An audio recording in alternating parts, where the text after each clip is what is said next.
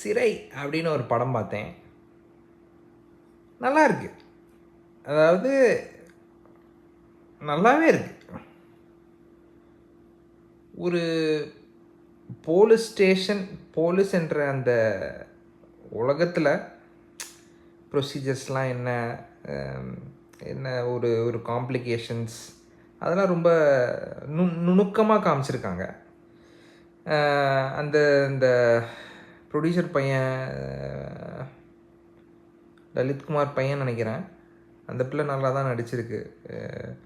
புதுசு நியூ மாதிரியே தெரியல, நல்லா கேரக்டர் நல்லா பண்ணியிருக்கு. விக்ரம் பிரபுவும் நல்லா பண்ணியிருக்காப்புல.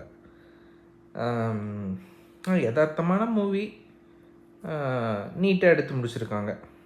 இன்னும் பெரிய ஒரு ட்விஸ்ட்டு அந்த மாதிரிலாம் எதுவும் இல்லை, கெஸ் பண்ணிடலாம்.